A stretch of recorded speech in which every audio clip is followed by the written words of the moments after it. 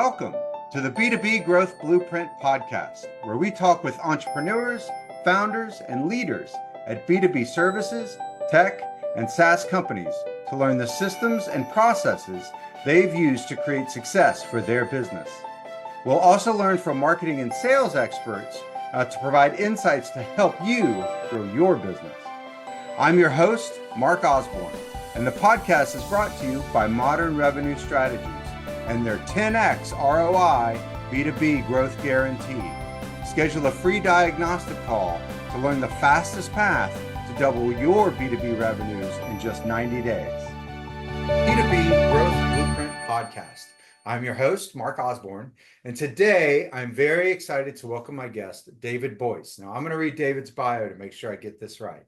David Boice is the CEO and co-founder of Team Velocity. He's a self-made and innovative pioneer in the auto industry and with technology. Throughout his impressive career, he's owned numerous companies in the automotive, tech, recreational vehicle, marine, and real estate sectors. He co-founded his first automotive technology company called Automark with his father when he was just 22. And then he sold that in 2000 as part of one of the largest technology transactions in the industry. In 2008, he broke through what was a very challenging economy and co-founded his current company, Team Velocity, which is a leading marketing technology provider serving the automotive industry, where he currently serves as CEO. So David, welcome to the show. Thank you so much, Mark. Thanks for having me. Yeah, so thanks. I really appreciate you joining. And you obviously have a lot of deep expertise, within a certain area, but I also heard some other things there from, real estate and technology. Tell us a little bit about kind of your entrepreneurial journey of, how you got focused on technology and how you got focused within this particular sector and really came to your current company at Team Velocity. Well, my story is a lot like entrepreneurs, where you find yourself in a business, and it was accidentally. I mean, okay. Honestly. So I was coming out of college in the late 80s and thought I was going to get this really great job in pharmaceutical sales. That was the big job to get at the time. And it fell through. At the last minute, it fell through. And I found myself in the car business. And I fell totally in love. I mean, never thought about it, didn't cross my mind. And next, I'm making a living inside car dealers and showrooms. And I loved it. But I found out rapidly that there was just a lack of real automation and technology there. It was all green screens back in those days. But PCs, if you remember, in the late 80s, early 90s, was really coming, personal computing was it was a boom. Yeah. And so I was interested in technology, and I wanted to start developing technology for the automotive business, because I felt like, so I was kind of worked at car dealerships by day and worked on this business by night. It was one of those bootstrap stories that was wonderful. My dad and I put this first business together. We named it Automark. It went on to become one of the largest technology companies in the space in about 15. I think we sold it in maybe 2000, between 2000 and 2003 was a period of time. And that's when the entrepreneurial journey just began, and it hasn't stopped. We also became very interested in anything with an engine in it, because the car business obviously is this wonderful, large, huge addressable market. But, RVs and boats and power sports and motorcycles, they have the same basic business model, right? You've got a manufacturer, they have dealers, they sell their products through this distributor network of retailers. And we were able to apply a lot of the technology that we learned in the automotive space to those industries, and have had a number of technology companies in that space. So, and here we are today. We sold those companies, and we started a company with just a little bit of a bigger vision than we did with the first round. And here we are again with one of the largest technology companies in the space, certainly the fastest growing. And that's what I do on a day-to-day basis. So tell us about Team Velocity specifically. What does that company do? So Team Velocity offers the OEMs and that's the manufacturers of OEMs is kind of an inside baseball term. So original equipment manufacturers, right? Yeah, the car manufacturers, right? The Toyotas and the Hondas and the Fords and the Stellantis of the world, and their dealers, an all-in-one solution that automates the entire car ownership experience, from research to buying another car 3 or 4 years later, and everything in between. It's a large transaction. There's many touch points with it. Obviously, you probably have a car or two in your household, and so you know what I mean. And so we automate that entire process. This industry that we're in is incredibly fragmented. There are 13, 14, 15 different technology solutions that a car dealership has just in selling a car.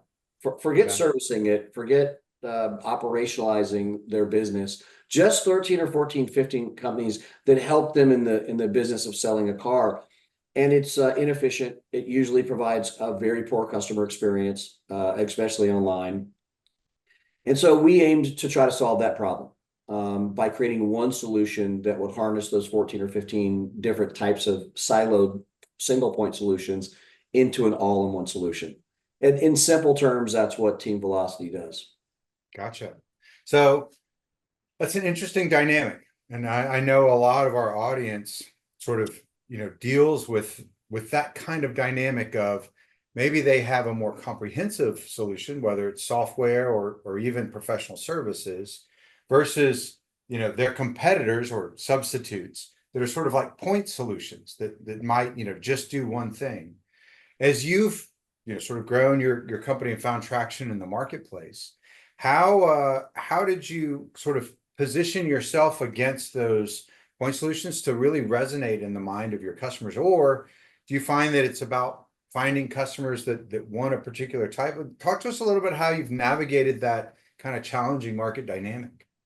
Yeah, it's much easier today. When we first started, what we did, Mark, was we actually have always had really good single point solutions. And so, think of a single point solution in the car business as a website. That's right. Think single point solution as advertising, or single point solution is, targeted communications to people who need service, whatever it be. So we've had single point solutions, and we just came to the conclusion by being part of the ecosystem that it was inefficient, it was expensive, and it yielded a very poor customer experience.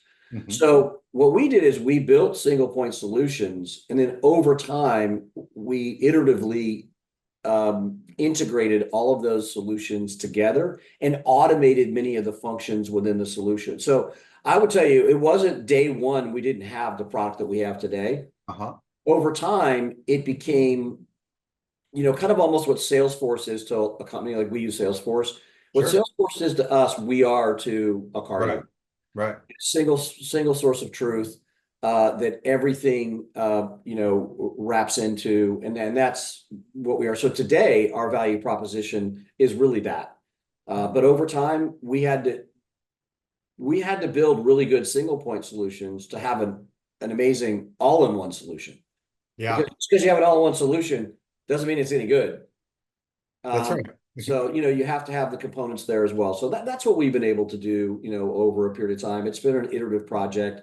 And I think that we've invested, I think the last figure that I got was $120 million since 2012 in this all-in-one solution. So, development. It's a massive capital investment that we've made to try to have a phenomenal solution and all-in-one. Those aren't easy to do together. That's right. Well, that's interesting though, and it's actually a fairly common path to success is to start with these sort of single point solutions where you can be the best at a thing and then build some client base from that. And once you build that credibility and trust with those clients, they'll trust you to do another thing that maybe you're not the best at yet, but you can start to expand into those. I guess it's sort of a vertical integration as you start to expand within that particular marketplace. That's a great business model. Yeah. And one that, what it does is it helps you make sure that you're the best at what you do. And one of the beautiful things about it from a growth perspective is a lot of our growth, sure, we add clients, rooftops, customers, whatever you want to call them. But we have a significant amount of growth that we've added per customer. I mean, we've quadrupled our revenue per customer and increased our retention just by adding in a bigger, broader solution. So it helps not only, just position the company, but it's just a good financial model as well. So I'm glad that you brought that up because that's such an important thing. You know, a lot of the clients that we work with in the sort of professional services space or other technology or SaaS, they're so focused on I need more new clients. And oftentimes they aren't as focused on activating their existing clients to either expand their relationship with them or deepen their relationship with them. Talk to us a little bit about how important that has been, for your growth and how that fits into your mindset as an operator.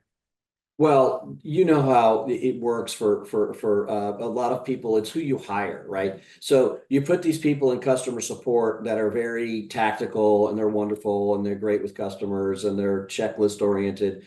And the sales guys are killers. They're hunters, right? They Right. go out and that team was full of men and women in our case that like the thrill of going out and courting new business. We just separated them. I mean, look, you got to let dolphins swim in the ocean and giraffes, run on the Serengeti, and they're Uh-huh. different. But what we did is we said, you know what? Let's put some people in our customer support department that have a pay plan in place and have some salesmanship to them that understand that selling customers additional solutions um, improves our relationship with the customers. Yeah. It's not just selling, it's a little different. Obviously, the beauty is you don't have to cold call anybody. You don't Right. have to hunt anybody down, set up appointments. You're meeting with these clients anyway. And I think companies make a mistake by filling the entire roster of support people with people who are highly technical and tactical and have that personality profile. And then they wake up one day and say, why can't we sell our current customers anything? That's right. We just I think, have been around long. Look, we made every mistake in the book, right? Sure. So I've been doing this long enough to know that the team that you have in place, we named the company Team Velocity for a reason, but the Yeah. team you have in place is really going to dictate the velocity of your company. And so I think we've learned some lessons there, and now we have two phenomenal teams with just different skill sets. That's right. Yeah, one of the things that we always try to get our clients to do is to think about revenue not just as marketing, not just as sales, and certainly not excluding customer success and sort of client growth, but instead to have sort of like a unified approach where marketing can learn from customer success. What do our clients really love about us? And that, then informs that marketing that they used to go to market that's authentic. And sales, when they have to look at customer success on a regular basis, doesn't sell things that can't be delivered and renewed because it keeps more accountability and more relationship there. And so there's a lot of sort of synergistic benefits that come from bringing those three different roles together and sort of a revenue team and having some leadership connection there. Yeah, well, I'll tell you what we did that helped everybody is we put together, and this is easy for your listeners to do if you have an audience of entrepreneurs, right? Put together a customer advisory board. That's what we did. I was sitting around one day, like everything else, I'll tell you a story. And it was the same thing. It was like, well, we can't sell it because of this, and dealers don't want that, and it's too high priced, and on and on. And we're not growing as fast as we want, but it's not our Yeah. fault, it's their fault, and it's his fault, and Sure. the customer support can't support, and so on and so forth. And you tend to listen to people. It's not a matter of who's right or wrong. It's whose opinion is going to prevail. Yeah. And when you have some very strong personalities, as we do in our organization, oftentimes the strongest opinion and the ability to articulate, they prevail, even though it's wrong. That's right. So I said, wait a minute. We're going to develop a customer advisory board. And I selected the customers on the customer service. Some were big, some were small, some were new, some were old. And we rotate that customer advisory board out about every 18 months because, we derive from them what we need. We treat them great. We take them on a trip and we do some stuff like that to make it feel special. But I'll tell you what, I got everybody in the room and we all sat and we listened to real customers and said, what do you think about this? What do you think about that? And boy, did that make a huge difference for us because we were no longer listening to interpretations of people that dealt with our clients. We're actually listening to our clients at the management level. And it was fantastic. Yeah. It also helps facilitate some incredibly long-term relationships because once people serve on your customer advisory board, they kind of become ambassadors for your company because they feel like they're helping you. That's right. not just paying the bill, but they're really helping a business along the way. So that's a piece of advice that we did very well with, and maybe some of your audience can do as well. Yeah, that's definitely something we always recommend because just as you described, not only do you get that voice of the customer, but it also changes the relationship from a transactional, vendor customer relationship to much more of a partnership where you can grow together. And so often, companies, especially in the services or even sort of technology empowered services, sometimes your customers don't want you to grow because they're afraid that if you grow, they won't get as much of you. But when you sort of build this more mutual relationship, they start to understand that your growth is my growth because you're going to grow and then develop new things that's going to make my life better and easier. And you really get that sort of chance to create that dialogue and that relationship when you have those advisory boards. So that's not surprising that you've had such great success with it, but so great to hear that story. Yeah, I think you're right. Customers want, if you have the right relationship, they want to see you be successful because they want to work with successful companies. Why wouldn't you? But That's right. on the other hand, they want you to feel small enough to care, Yeah. but big enough to be able to innovate. And that is a balancing act that we've had to deal with because our companies are growing rapidly. I mean, we're at that right now, this company is growing 30% year over year. And that's hard to do when you're a $250 million company. Yeah. And so there is a bit of like, are we growing too fast? Are we not able to meet the needs of our current customers? None of it's true. It's just a perception, not a reality. But you have to have very, very, very close relationships with your customers. And advisory board is just one of the many. We survey our customers. We are constantly trying to evaluate where we are in the relationship. We've got red, yellow, green systems. We've got all kinds of folks inside the company that because our clients tend to be big.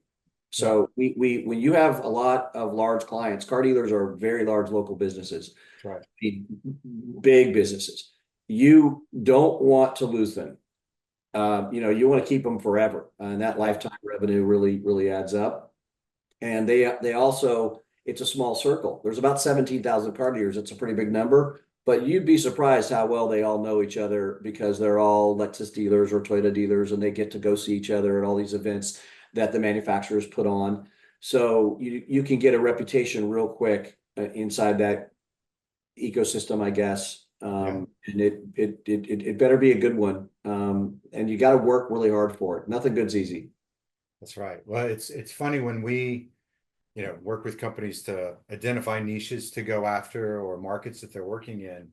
One of the key factors is how self-referential it is. And you talked about, these car dealers, they talk to each other a lot. And that is a really powerful double-edged sword because if you build a good reputation, you can explode really quickly into that sector because they're self-referential. Oh, you need to go talk to David. He's got this great solution for this, and we're having such great experience with him. Alternatively, if you have a hiccup with one of those people, they'll be out there telling everybody, "Don't ever work with David. We tried his product and it's too full of bugs. You can't trust that guy." And it's really so interesting how that dynamic can go both ways. You couldn't have said it any better. And you have to really work hard. And look, you have to have a good product that delivers on its value, its promise. So, we're very fortunate that is the main ingredient in our organization that we focus on is, does our technology do a better job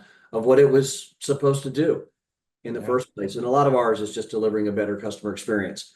But self-referential, that's a good word. I'm going to steal that. Sure. These guys just talk a lot. What's the other thing is unique about that? This is probably an automotive thing, but these franchisees, these Toyota dealers, let's just say you're in a Toyota dealership. Well, there's 1,200 other Toyota dealers in the country. They all get compared to one another. That's right. Constantly by the manufacturer. So when they see someone moving in the up north, right, they're like, "Wow, this guy was 17th in the country, and now he's 9th, and now he's 7th. Whoa, he's 4th. Something's going on there. Something's happening beyond the norm." And we have been really fortunate to have a lot of dealerships that have moved so far up in the rankings. in a short period of time because of our technology platform, and are willing to give us some level of credit towards that success, fortunately, that it's been helpful to us. I don't know if that happens in other industries as much as it does here, but there's a lot of transparency into the business, and most often people want to follow leaders. So if you want to grow your business, one of the things I do is say to our team all the time is take down the elephants first. The deer and the squirrel are going to follow. Just take the elephants down, and if we can hold them, get them, you're going to get a whole lot of people that just by nature want to be like them. You want to be like them, use the same technology as them, or whatever it is that your audience is selling. But that's a little longer sales cycle, it's a little harder, but it pays massive dividends towards your credibility. Yeah. Wait, so you talked about, how similar this is to other dynamics. We actually use a KPI and sort of measuring success, for the clients of our clients, which is how many of them get promoted. Because that's how you're really delivering that sort of transformational benefit to their business, that either the service that you delivered or the product that you delivered was so good that the person that brought you in was your champion, got promoted in that organization. That's a great overarching KPI that you can use as a success metric sort of throughout. Great, it's a great one, because people take risks and take chances. Oftentimes they're not the decision maker, as you know, but they're the person who's going to fulfill whatever it is, and they're putting their neck on the line. They're risking a reputation, saying, "I think we should switch." Yeah. See, change, whether good or bad, is resisted with equal intensity. It's crazy. Right. It's just humans are resistant to change. That whether even good if or it's going bad. to be the best thing in the world. And so when people are, I always believe the people that are willing to change, not if it's bad, but just willing to change if it's an obviously logical thing to maybe do, are rewarded. And that's what happens with us. You're right. We have people who say, you know what, I'm good with the 12 single point solutions. Matter of fact, it's nice because I have a job of working with 12 vendors. That's right. That's bring right. in one vendor. I got security. Yeah. I'm good. If I bring them in and it doesn't work, I might get fired. But if I bring them in and it works better, which it always does because it's integrated and it's just better, then this is going to be good for my career. And I always applaud the people who are willing to take some risk and make some changes. It's easier after 1,600 people have done it in the past, but you're right. Some of those clients have gone on that handled our solution are now running their business. Right. So it's great. I like that. We've never looked at that KPI before, but I'll definitely add it to our list. Yeah, we actually, as part of building out, sort of the personas of the decision makers within a buying committee and the champions and all those things, some solutions that we work with or, that our clients, they're more, kind of legacy or, conservative. Others of them, like yours, tend to be more innovative. And it requires someone that's sort of open to that, trying something new. And so then we use that as a signal of, if they're not the trying something new type of people, then they're not really going to get your pitch. And so we use that as a way of kind of segmenting, are they a good prospect for us or a bad prospect for us? Should we be putting a lot of resources against winning this deal? Or in the end, are they never going to buy us because they just don't, they're not okay with taking risks? And knowing that about the customer can be really powerful. Yeah, it's smart. We serve an industry with exactly that. The automotive industry, sometimes it's fourth generation family. Yeah. I mean, they're very successful. They don't need to change a thing. This thing has lasted 100 years. That's right. Let's just not rock this boat. And others, these sometimes they're publicly traded. They're big regional groups. They're privately owned. They're I don't know what even the right word is. They're so desperate for change. Yeah. Because they believe fundamentally, the one thing about the industry that I've served, and I guess I've had a job for a long time doing it, is the customer's experiences aren't great. They just aren't. I mean, I wish they were. I love my clients and I want everyone to have a great experience, but customers often have a very fragmented experience. Sure. They're online, they're trying to buy something, they really can't. They come to the store, stressful the price is totally purchase. different. Yeah. They want to do 80-90% of the work online and then walk to the store like I do with Apple. I just do most of it online. I walk in, I pick the phone up. I like to pick it up because I want someone to talk me through it. I want to get it all set up. I'm not ready to do it all. But my daughters, they just order the products from Apple and they show up to the house and they open them up and do their stuff. But so, people who believe that the car business is phenomenal and incredible. It just needs to make some improvements in the way that the customers the experience that most customers have. That's our customer. That's who we want to go after. They're passionate about it. The ones who are like, we're great, nothing's changing. Grandpa did it this way, and Grandpa and Uncle Bill, and now it's me and my brother's turn or my sister's. That's usually not our best candidate. Fortunately, the customer is king. So customers are getting wonderful experiences with Amazon. I mean, heck, you got a great experience buying a cup of coffee now. At Starbucks. They know what you want and how your coffee's made and how hot it needs to be, and helps you pay for it. You just walk in and pick it up. So, I get excited and passionate, as you could probably tell, about that one thing, but that one thing's a big thing.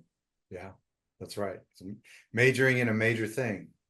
So I've loved our conversation. We could talk all day, but I got to be mindful of your time, David. But before we go, tell us something that's, on the horizon for you and Team Velocity that you're really excited about. Oh, definitely AI. I mean, AI is so powerful. I'll give you a story about this. I said to our team the other day, I said, look, I'm seeing AI. It's all over the place. I mean, obviously in our personal lives, we're using, Google's AI to write copy, whatever it might be. Sure. But I said, why can't we just create like a video on a car that has everything you need to know about that car? The price, the finance, the lease payment, the color, the key features, the miles, whatever it might be. But I don't want to shoot a video. I just want AI to create the video. Yeah. And with a voice that sounds like a human. I'm like, can't we do that? I mean, it seems like we should be able to do that. And they're like, yeah. And about 4 months later, we had a video, and I said, well, no, that's not AI. That someone did that video. That's like a prototype, right? That's what you're going for. They're like, no, that was created in 1 second. So now, I mean, it's wild. So we're probably most excited about AI because we are looking at, our platform is full of data. So we're looking at ways to enable AI more and more. I think we're going to probably introduce next year a CRM that is fully AI enabled, where it does a better job than humans will do. It's going to replace all the humans, but it certainly would make it you can't really distinguish the difference anymore, as you know, between AI and a human. That's right. So if that's the case, we are very excited about the future and using it responsibly as part of the overall solution set that we provide. So I'm pretty excited about that. Other things too, but that's probably got me most excited. Lots of opportunity for innovation in there, and the key is having that data and then having it organized in a way that you can make sense of it, make use of it. That's what's going to really open the doors for AI for companies that are thinking about how they can use it. So, David, for those that have been listening and are like, love what David's talking about, maybe they work in the automotive space, want to learn more about Team Velocity, how can they get in touch with you? I think it's easiest just to go to teamvelocitymarketing.com. That's it. If you just Google Team Velocity, you'll find us. We are, fairly well known within the industries that we serve. We're always looking for great people too. I mean, we're growing so fast right now that even people that come in that aren't from the industry, that are really good at customer support. If you're technically savvy and you're listening to this, or you have a son or a daughter or cousin that's looking for a job, it's all remote work. And we still have remained a remote company, and despite our growth, which has been pretty cool. So yeah, I'd say teamvelocitymarketing.com. Check it out. Awesome. David, thank you so much for joining us today. Yeah, thank you, man. All right, talk to you soon. Thank you for joining this episode of the B2B Growth Blueprint podcast. We hope you've gained insights to grow your business. If you enjoyed this discussion, please rate, comment, like on your favorite platform, and share to others who will find it useful. Do you know a CEO, founder, or leader at an early stage B2B services, tech, or SaaS company who would like to be a guest and share their story? Send us a note. Let's schedule a conversation.